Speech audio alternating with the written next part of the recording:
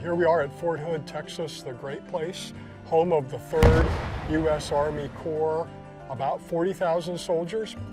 What we're seeing here today in the solar array, along with our privatized utilities, are really all things that we've done here in DPW to try and improve our resilience and the way that we deliver utilities and services to the soldiers and the families and the units of Fort Hood. Well, utilities privatization is a mouthful, so we generally refer to it as UP.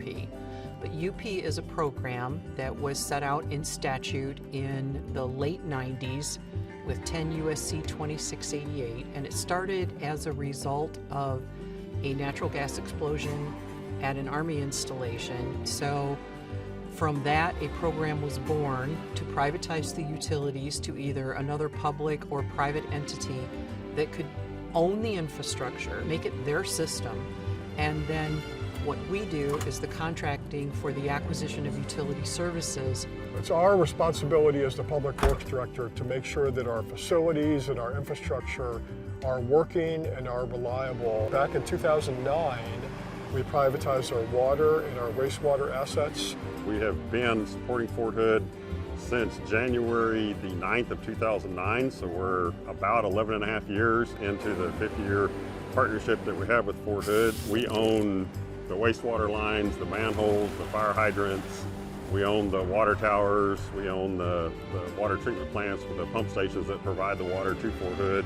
In 2017, we privatized kind of the other big piece, and that's our electric and our natural gas assets with Dominion Energy.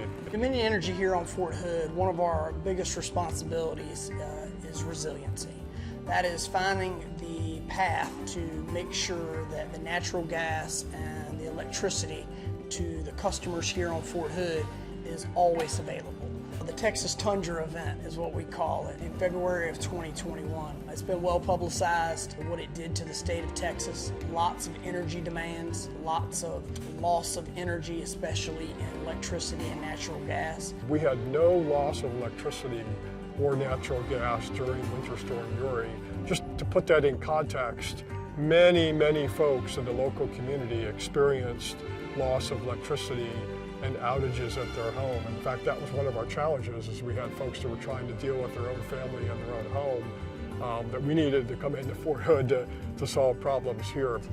We typically have around 50 water main breaks a year on Fort Hood, which isn't bad for the size of the system. It's a very large water system. During the winter storm, we had 36 water main breaks in 5 days.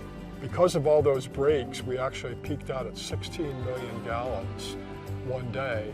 And that was not water that people were drinking and taking showers with. It was water that was just being dumped because we had broken pipes.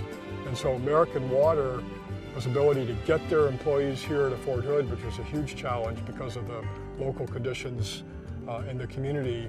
And then they literally worked round the clock 24/7 to make repairs to those pipes and get our water use back down, to fix those leaks and get things under control. The stakeholders, there are many.